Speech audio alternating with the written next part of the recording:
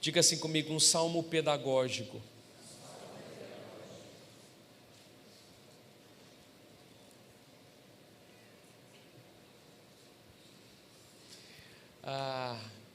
Eu não sei por onde que a gente vai ir nessa manhã, mas eu vou até onde o Espírito Santo nos mover.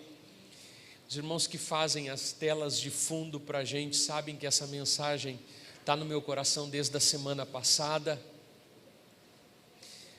mas aprove ao Senhor que nós ministrássemos ela hoje. Semana que vem é o segundo domingo do mês de dezembro. O segundo domingo é o domingo onde nós celebramos o Dia da Bíblia no Brasil. E nós vamos terminar o ano falando sobre isso. Nós vamos terminar o ano falando das Sagradas Escrituras, falando da família e falando daquilo que nós devemos fazer em casa como pais e aquilo que nós devemos fazer na nossa vida como cristãos, que é colocarmos todos os nossos alicerces na palavra de Deus. Amém? Hoje existe uma discussão no mundo, irmão Osório, sobre a verdade. Um dos meus primeiros trabalhos na faculdade, um trabalho de filosofia, foi sobre a verdade. Se existe uma verdade absoluta, se a verdade é relativa, se a verdade é pragmática, ela é verdade a partir do momento que ela funciona. Mas nós cremos numa verdade, Geve. Quantos aqui creem na verdade? Pode colocar a tela de fundo para nós, por favor. Eu creio nessa verdade. Nós cremos nessa verdade. Nós temos uma verdade na qual nós estabelecemos a nossa vida. Nós edificamos a nossa vida sobre alguns pilares. E o pilar que o cristão edifica a sua vida é Cristo. João diz que a vida eterna é essa, que te conheçam a ti. A vida se resume a isso, ao conhecimento da verdade. Quando nós olhamos para a vida de Elias, nós vemos Elias ressuscitando o filho de uma viúva. E se você puder olhar lá em 1 Reis, não precisa olhar agora, mas depois na sua casa, capítulo 17, versículo 24, você vai ver que depois daquele tremendo milagre, onde Elias é hospedado na casa daquela mulher, e enquanto ele está hospedado lá, o filho dela vem a partir, a palavra diz que ele para de respirar. Aquela mulher questiona Elias, questiona talvez até o ministério de Elias, e Elias vai lá, ora a Deus e ressuscita aquele menino. E depois que ele ressuscita aquele menino, pelo menos eu posso ver nessa história o motivo pelo qual, que está por trás de todo aquele milagre. Aquela mulher olha para o profeta e diz o seguinte: agora eu sei que tu és um homem de Deus, e que a palavra do Senhor vinda da tua boca é a verdade. 1 Reis, capítulo 17, versículo 24. Nós estamos em busca da verdade. Se nós olharmos para o Novo Testamento, nós vamos lembrar da vida e da afirmação do apóstolo Pedro, quando ele finalmente pela primeira vez consegue entender a verdade acerca de Jesus. E Jesus pergunta para os discípulos: quem todos dizem que eu sou? Uns dizem que tu é um profeta, outros dizem que tu é João Batista, outros dizem que tu é Elias, e vocês quem dizem que eu sou? E Pedro olha e diz assim: tu és o Cristo, o Filho do Deus vivo. E olha o que Jesus faz. Jesus diz que, com base nessa verdade, que o apóstolo Pedro não discerniu através do conhecimento humano natural, mas o Espírito Santo revelou essa verdade para Pedro. Jesus diz: Pedro, quem te revelou isso não foi carne nem sangue, mas o meu Pai que está no céu. foi quem revelou essa verdade para ti, o meu Espírito foi quem revelou essa verdade para ti. Ele diz: e sobre essa pedra e sobre essa rocha eu vou edificar a minha igreja. E Jesus diz mais: as portas do inferno não poderão vencê-la. Eu darei a você as chaves do reino dos céus. O que você ligar na terra terá sido ligado nos céus. Mateus 16, 18 e 19. O que você desligar na terra terá sido desligado no céu. Jesus está dizendo: tu é Pedro, e Pedro, sobre essa rocha, sobre esse sólido fundamento, sobre esse conhecimento sobre Cristo. Diga assim comigo: conhecimento sobre Cristo. Sobre o entendimento dessa verdade, eu vou construir a minha igreja. A minha igreja vai ser edificada na terra, o meu reino vai ser estabelecido na terra, com base nesse fundamento. À medida que as pessoas conheçam esse alicerce, essa verdade que Jesus é o Cristo, o reino dos céus vai empurrar o reino das trevas, e nós vamos reinar em Cristo. Cristo vai reinar na terra através do conhecimento dessa verdade. Sobre essa verdade eu vou construir a igreja. É essa verdade que vai vencer o reino das trevas.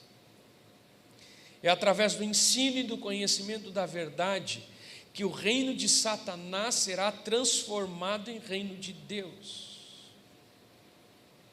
E a partir daqui nós precisamos reformar uma premissa, que nós podemos entender a verdade, que Deus fala conosco, Ele fala através de uma sarça ardente, Ele pode enviar a sua palavra para ser escrita por Moisés em tábuas, e vemos como no decorrer da história o entendimento da palavra de Deus, a revelação de Deus transformou as pessoas, e segue transformando a nossa vida até os dias de hoje. E aqui nós vemos o porquê Elias está tão desesperado, porque Elias está tão preocupado nos tempos do rei Acabe e nos tempos de Jezabel, porque como nação o povo de Israel estava se afastando do quê? Elias está desesperado, pastor Eduardo, por quê? Porque no tempo do rei Acabe, o povo de Israel estava se afastando do quê? Da verdade, da palavra, da lei. E a gente sabe o que acontece quando nós nos afastamos da verdade, o que acontece na vida de qualquer pessoa quando nós nos afastamos da palavra de Deus, quando nós deixamos de obedecer a palavra de Deus. Elias tem em mente um pano de fundo quando ele está pensando em tudo isso. Elias lembra de um povo que era escravo no Egito e que foi separado por Deus, liberto por Deus, e Deus estabelece uma lei, e Deus diz: olha, não adorem nenhum outro Deus, só a mim prestem culto. E Elias vê que o povo começa a prosperar quando o povo se alicerça na verdade, e o povo há de fracassar porque o povo começa a desobedecer a verdade, o povo começa a adorar muitos deuses, o povo começa a prejudicar a sua fé na verdade. Deuteronômio capítulo 5, versículo 7, não terás outros deuses além de mim. E é claro que Elias está na sua mente com todo o pensamento acerca do contexto daquilo que o nosso Senhor deixa tão claro para o povo de Israel. E é por causa disso que nós, como cristãos, precisamos estudar a palavra. Por causa disso que nós, como cristãos, precisamos viver alicerçando a nossa casa, os nossos negócios. Ontem nós conversávamos sobre a importância de permitirmos que as verdades do Evangelho transformem a nossa vida e impactem a sociedade. Quantos creem que a palavra de Deus tem esse poder? Eu creio. Se nós formos olhar para a história da humanidade, nós vamos ver tantas coisas que nós temos nos dias de hoje, inclusive sistemas de governo, que a origem deles estão na palavra. Porque a palavra não é só a nossa regra de fé, mas a palavra é uma regra de vida. E é por isso que nós precisamos estudar a palavra de Deus. É por isso que eu em casa preciso ensinar para as minhas filhas a palavra de Deus. É por isso que eu nos meus relacionamentos preciso falar da palavra de Deus. É por isso que dentro de casa eu preciso contar para os meus filhos sobre a história de Davi e Golias. Por isso que eu no meu dia a dia preciso me impregnar com a palavra de Deus, porque a palavra de Deus, a verdade da palavra de Deus é o alicerce para a minha vida, e à medida que eu caminhar sobre esse alicerce, eu vou prosperar, e à medida que eu me afastar desse alicerce e desobedecer os mandamentos da palavra, naturalmente, como um princípio, a minha vida sai dos trilhos. Quantas vezes eu estou inquieto em casa, porque eu gostaria de ter mais tempo para dedicar ensinando a palavra para as minhas filhas. Como eu gostaria, eu sei que isso não é a coisa mais fácil do mundo, a gente conseguir fazer do ensino bíblico para os nossos filhos algo atraente. Os professores de escola bíblica dominical, eles vão saber fazer isso com mais facilidade. Mas que Deus nos dê graça como famílias para ensinarmos sobre os feitos do Senhor no passado, porque as histórias do passado ali estão, os princípios de verdade, irmão Jorge, que vão transformar a nossa vida, que vão transformar a nossa família e que vão transformar a sociedade. Amém?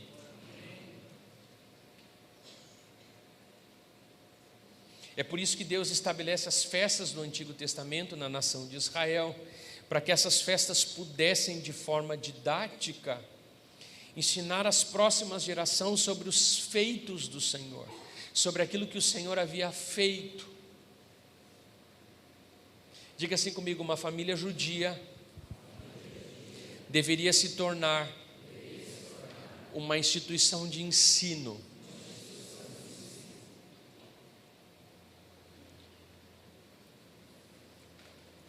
Antes de olhar para o Salmo de Asaf, o Salmo 78, Juízes 2, do 6 ao 14, nos revela um grave problema num percurso da história do povo de Israel.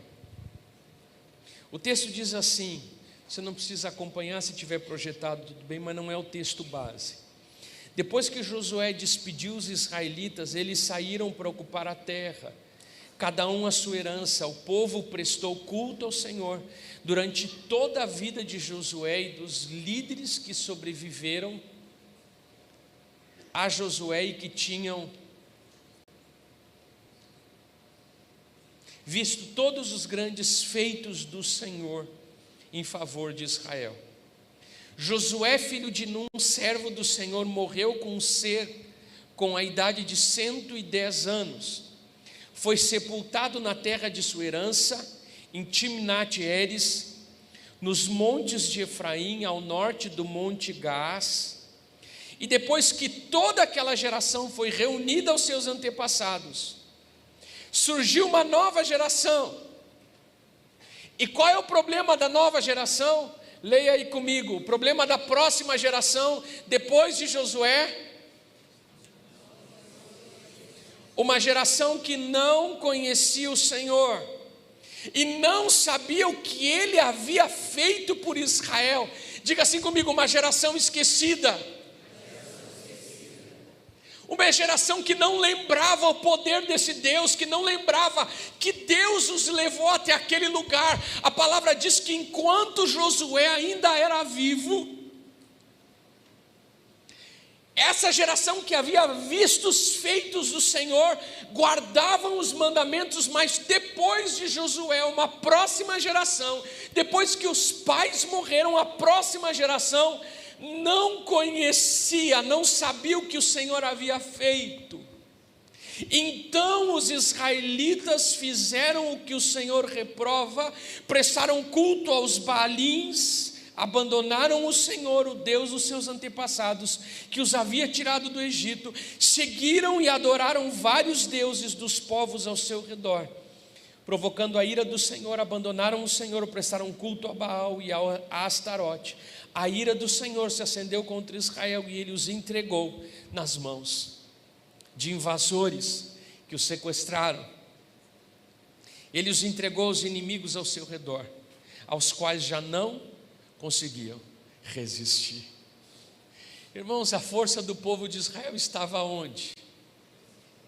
No Senhor.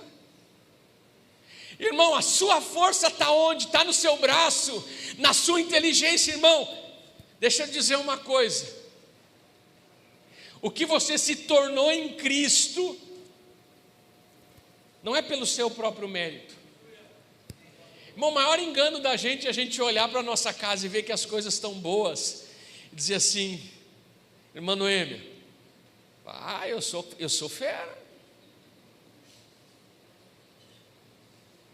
É muito interessante quando a gente olha para o povo de Israel e a gente vê a escolha do povo de Israel e o profeta dizendo assim: olha, Deus escolheu vocês porque vocês eram os mais fracos, porque vocês eram o menor povo, o povo com menos condição, o povo mais improvável. Eu sou o mais improvável, você é o mais improvável. E se alguma coisa está dando certo na tua vida, a palavra diz lá em Tiago que toda dádiva e dom perfeito vem do alto.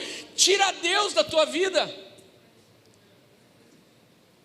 Conta uma história que um dia chega em casa o jumentinho, muito feliz, dizendo assim: mãe, entrei hoje em Jerusalém, e mãe, olha só, enquanto eu entrava em Jerusalém, todo mundo me adorava, todo mundo estava admirado com a minha presença, todo mundo estava admirado, enquanto eu caminhava. Mãe, eu acho que eu aprendi a caminhar. E o pessoal pegava folhas de palmeiras como se estivesse adorando a um Deus. E eles me adoravam enquanto eu entrava em Jerusalém. A mãe disse para ele: filho, tu estava carregando Jesus? Eu estava. Então não te orgulha, porque sem Jesus tu não passa de um jumento.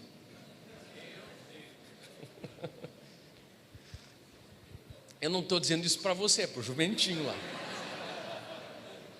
Mas isso serve para mim, irmãos. Cada vez que a gente quiser se orgulhar, a gente lembrar que sem Jesus a gente não passa de homem ordinário, homem finito. E o povo esqueceu dos feitos do Senhor. E porque esqueceu que a força deles estava no braço do Senhor, o povo se afasta do Senhor. O povo deixa de obedecer a palavra do Senhor. O povo deixa a aliança com o Senhor. O povo abandona a parceria com o Senhor. Enquanto o povo abandona a parceria com o Senhor, o povo abandona junto o sucesso que o Senhor dava para eles. A estratégia militar que o Senhor dava para eles, a capacidade intelectual para cuidar de uma nação que o Senhor dava para o povo. E se você ler Juízes, você vai ver um povo que adora a Deus e prospera, e um povo que enquanto prospera esquece do Senhor e volta a ser saqueado pelos seus inimigos. E daí se arrepende e volta a adorar a Deus, então volta a prosperar. Porque a força do povo não era a força do povo, era a força do Senhor. Irmão, não deixa o diabo te enganar dizendo que aquilo que você tem conquistado no Senhor é garantia do seu braço, é consequência da força do seu braço. É o Senhor que tem feito você o que você é hoje, amém? Uma geração não foi instruída na verdade, e uma geração que não conhece o Senhor faz o que o Senhor reprova.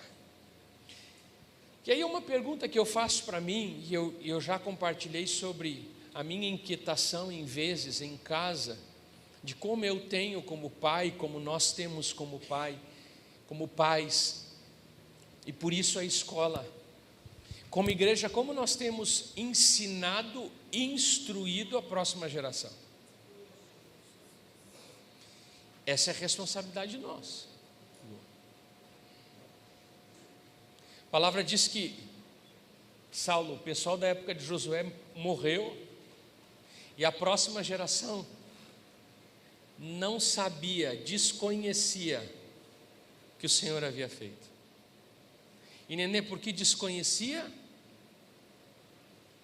Eles não tinham como adorar quem eles não conheciam. Como estamos preparando a próxima geração? Como e quanto conhecemos a verdade do Senhor e do Evangelho? Quanto o ensino e a palavra são importantes na nossa casa? E é com base nesse contexto, pastor, até agora o pastor só fez a introdução da mensagem? Não, nós vamos entrar no texto, já estamos na metade. Abra aí em Salmo 78. O Salmo 78, diga assim comigo, é um salmo didático.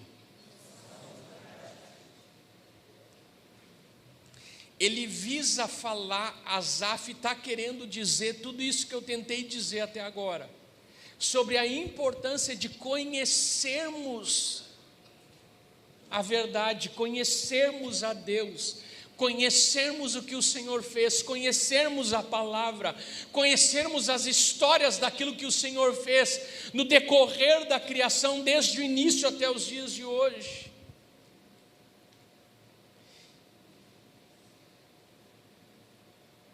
E o Salmo 78:1 diz assim: povo meu, escute o meu ensino, incline os ouvidos para o que eu tenho a dizer, em parábolas abrirei a minha boca, proferirei enigmas do passado, o que ouvimos e aprendemos, o que os nossos pais nos contaram. Não os esconderemos dos nossos filhos, contaremos à próxima geração os louváveis feitos do Senhor, o seu poder, as suas maravilhas as maravilhas que fez. Ele decretou estatutos para Jacó, e em Israel estabeleceu a lei, e ordenou aos nossos antepassados que a ensinassem aos seus filhos, de modo que a geração seguinte a conhecesse, e também os filhos que ainda nasceriam, e eles por sua vez contassem aos seus próprios filhos. Então eles porão a confiança em Deus, não se esquecerão dos seus feitos e obedecerão aos seus mandamentos. Uau! Aqui o salmista Asaf, ele só resume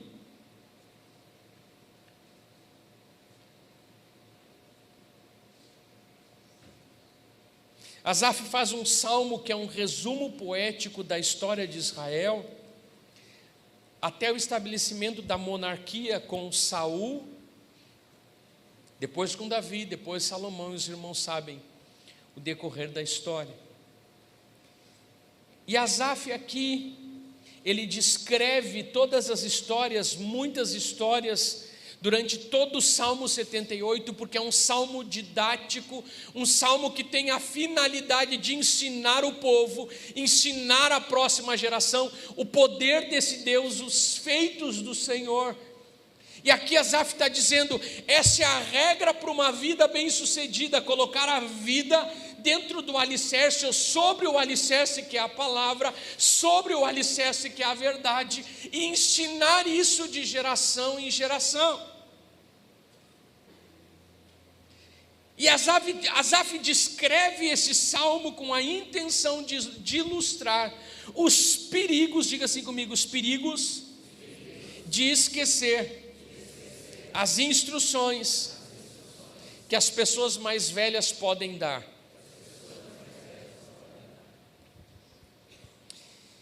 E aqui a gente vê um povo instável, e é muito importante que a gente saiba que nós naturalmente somos instáveis.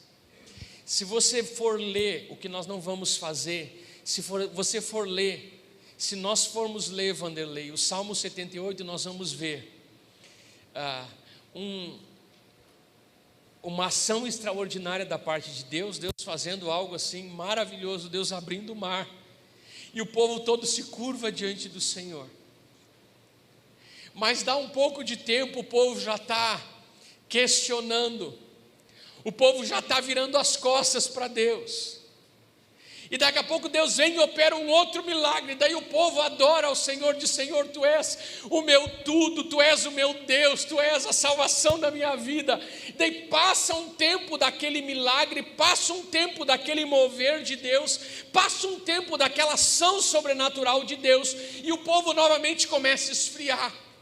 O povo novamente começa a reconsiderar. O povo novamente começa a questionar a palavra de Deus. E daqui a pouco Deus se manifesta de novo, o povo se arrepende, o povo volta atrás e Deus se manifesta de uma maneira poderosa. Isso acontece, Fabinho, muitas vezes, inúmeras vezes no Salmo 78. E aí a gente vai dizer assim, o que acontece com esse povo instável? Eu poderia dizer para mim o que acontece com a minha instabilidade, o que acontece conosco, que nós facilmente esquecemos, somos abençoados, mas logo voltamos a teimar, a gostar do pecado, a pensar que a comida lá no Egito era melhor do que a comida que nós temos hoje, a olhar para uma vida de pecado como uma coisa que é vantajosa. Um dia um jovem disse para mim, disse o seguinte, quando eu ainda pastoreava jovens na igreja, ele disse para mim: pastor, mas é muito injusto que uma pessoa que passa a vida toda pecando, antes de morrer se converte e vai para o céu, e a gente vive a vida toda na igreja servindo ao Senhor, e a gente vai para o céu também. E daí eu li, é injusto porque ele disse, sim, é injusto porque ele viveu a vida toda assim, desfrutando da vida, e eu disse, então para ti pecar é vantagem. Irmãos, esse é o nosso problema do pecado, em relação ao pecado, que nós olhamos para o pecado como se ele fosse uma vantagem, como se ele fosse um deleite. Sabe o que é deleite, irmãos? Viver dentro da palavra do Senhor, isso é deleite, isso é beber e viver o melhor que Deus tem para a nossa vida. Mas o povo esquecia disso. Deus manifestava o seu poder, Deus mostrava a sua ação, Deus mostrava o seu amor, e o povo se curvava, fazia uma aliança, e o tempo passava, o povo começava a duvidar, a questionar, começava a colocar em xeque o poder do Senhor, a mão do Senhor sendo estendida. E a primeira coisa que é importante nós lembrarmos diante dessa dinâmica da vida cristã, às vezes, que acontece comigo e acontece com você.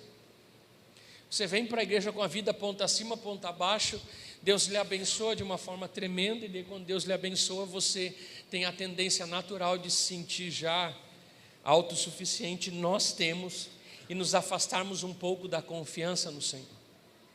E daí vem um momento de luta de novo, e nós nos aproximamos do Senhor, recorremos à mão do Senhor, à manifestação de Deus, e quando Deus nos abençoa, nós nos esquecemos que a gente precisa dele, sempre, toda hora. E a gente olha para o povo e diz assim, que povo inconstante. Deixa eu lhe dar uma palavra de graça nessa manhã. Por mais que o povo seja inconstante, Deus continua sendo constante. Amém?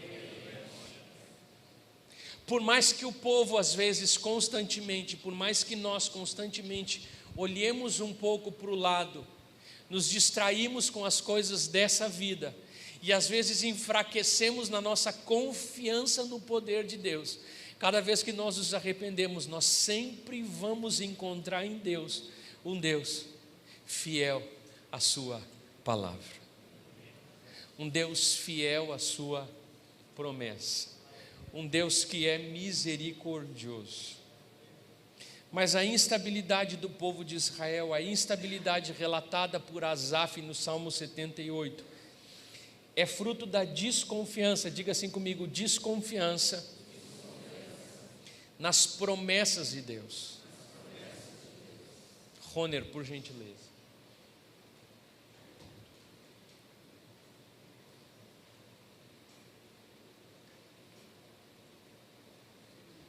O grande problema e o grande pecado na vida do crente, olha para quem está do seu lado e diga assim, cuidado com a dúvida acerca das promessas de Deus. Esse é o grande problema na vida do crente. é a gente questionar e saber: será? Será que Deus tem razão mesmo, que se eu esperar nele, Ele não vai me deixar, me tirar a escada e me deixar só com um balde lá em cima? Será que Deus não se esqueceu de mim? Irmão, não esqueceu.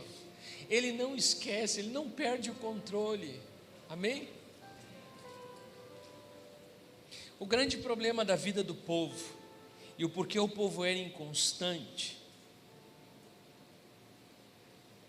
o fruto, a causa dessa instabilidade é a desconfiança nas promessas do Senhor. A desconfiança e a dúvida são grandes pecados. A origem de todo o erro na vida do crente, na vida da igreja, é não levar a sério a palavra de Deus. E aqui eu posso lhe dar duas provas claras. Adão e Eva não levaram a sério a palavra de Deus, e porque não levaram a sério a palavra de Deus, eles pecaram, e porque pecaram, foram afastados da presença do Senhor.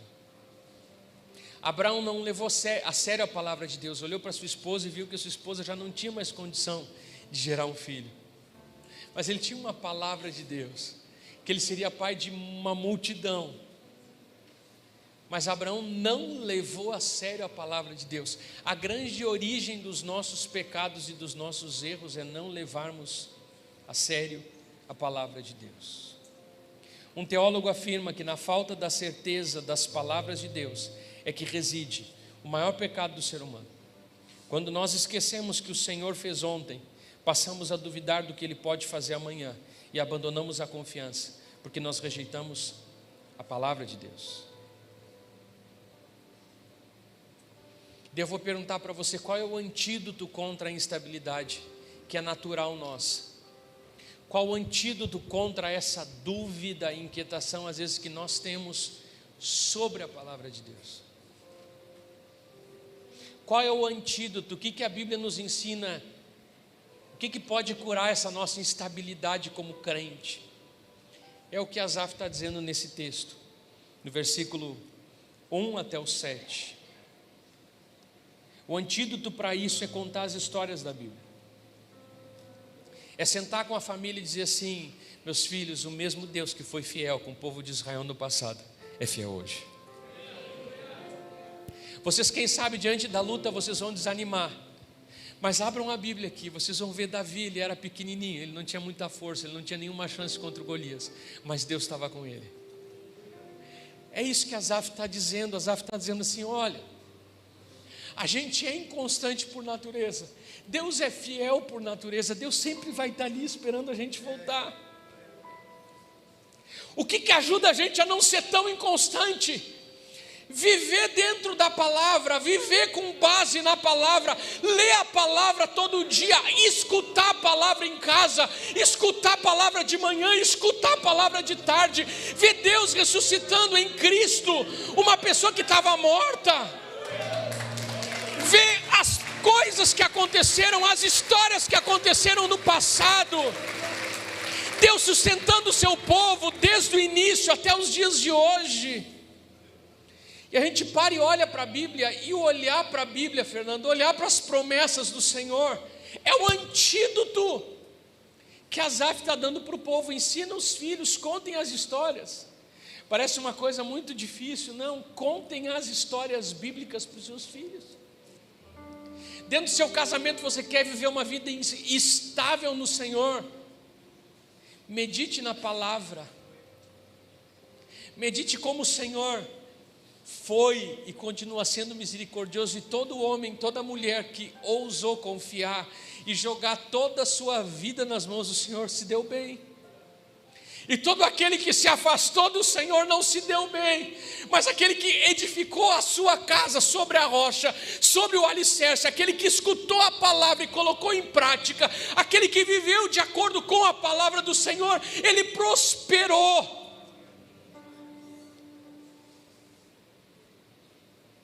Aquele que ensinou seus filhos morreu, e os filhos continuaram prosperando.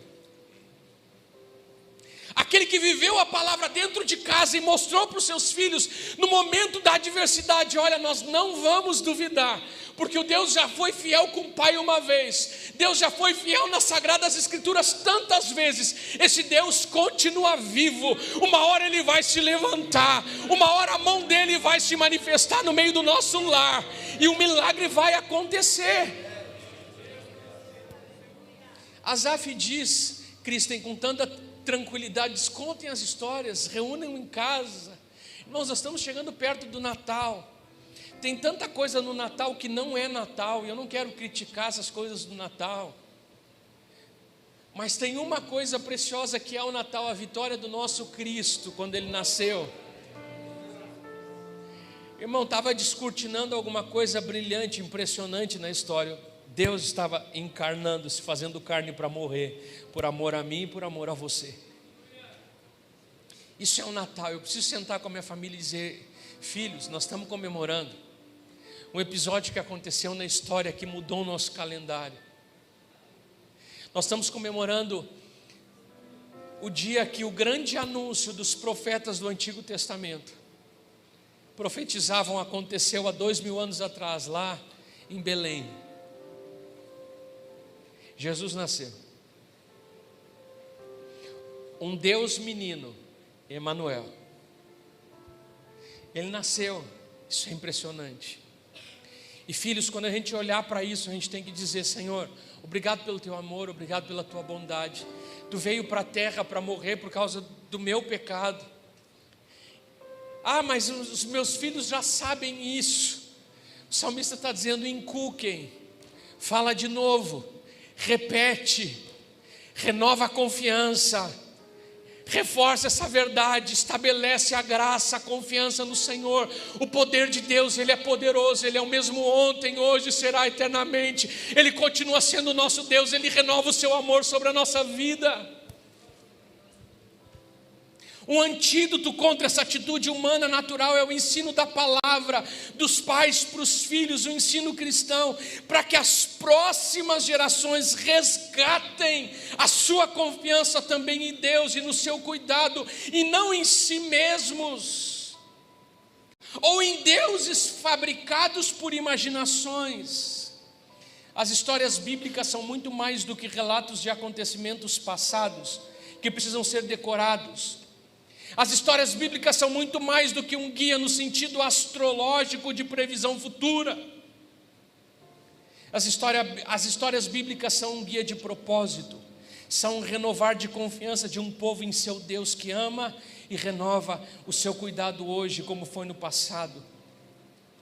Eu preciso lembrar disso, que a palavra tem poder.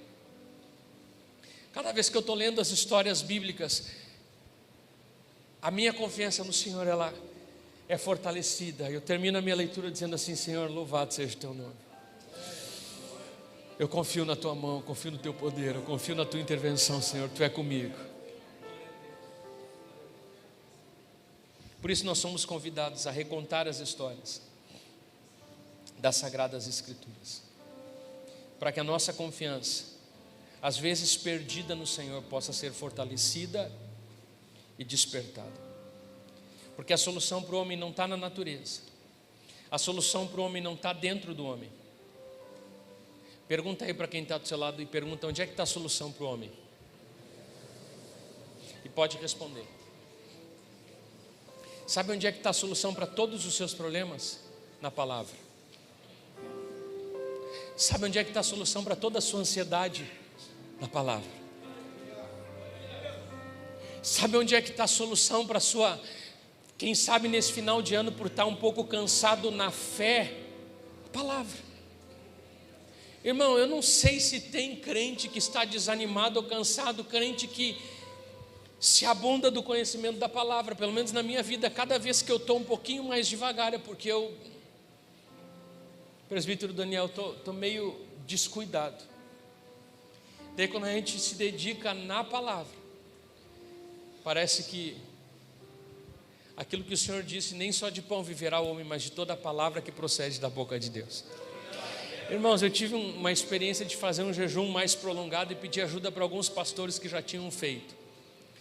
E para um deles que eu pedi, ele me deu uma chave preciosa.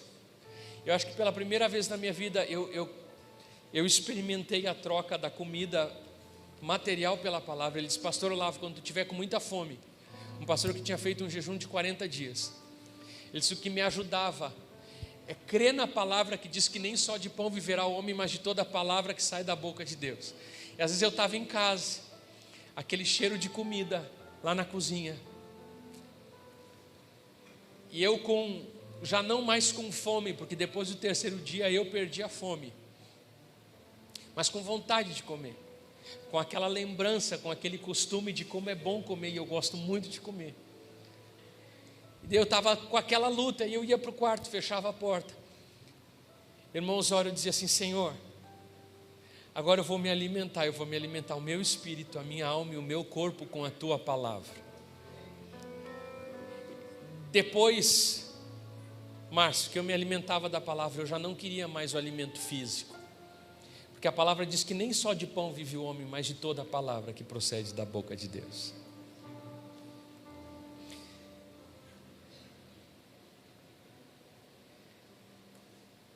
Nós somos convidados hoje a contar as histórias da palavra de Deus, sobre a confiança de que a solução na nossa vida está na palavra, sobre a confiança de que uma vida centrada em Cristo é uma vida de sucesso, é que a nossa história, a nossa trajetória precisa estar alicerçada. O reformador Lutero aprendeu essa verdade olhando para Deus, e ele diz que ele encontra Deus onde Deus conta histórias. Esse é o grande diferencial do ensino cristão. Mais do que ciência da religião, se trata de teologia cristã. Ela capacita o homem para uma convicção de dentro para fora, do espírito para o corpo, de cima para baixo. Abre as portas para um relacionamento com Deus.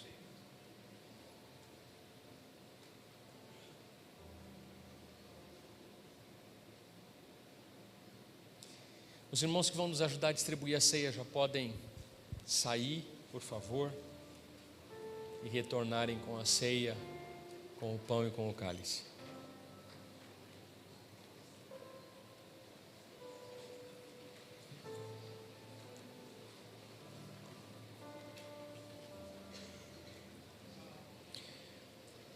Eu quero convidar você a ler os últimos versículos desse texto.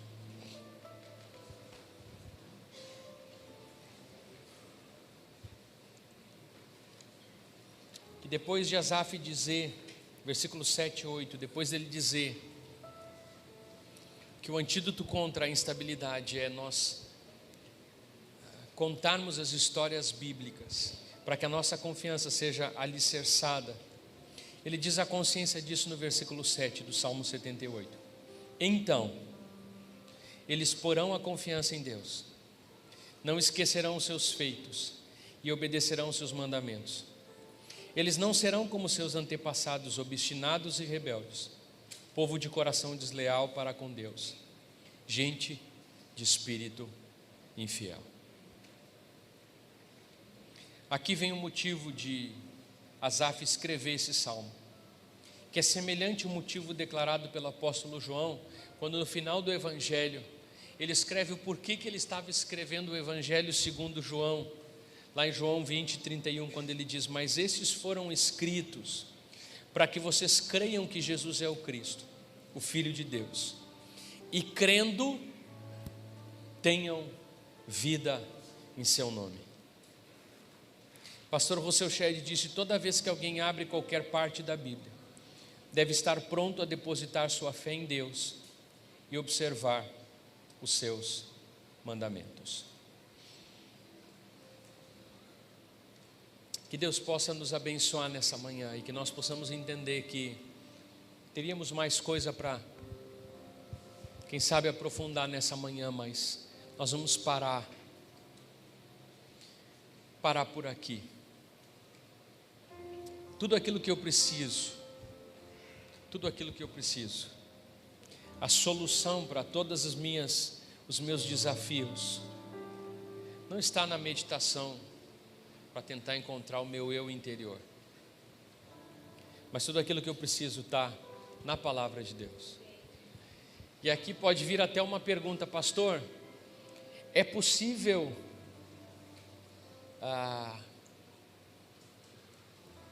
não vou entrar nisso, senão vai complicar a sua cabeça, a gente não vai ter tempo de explicar, deixa assim. Quantos creem nisso?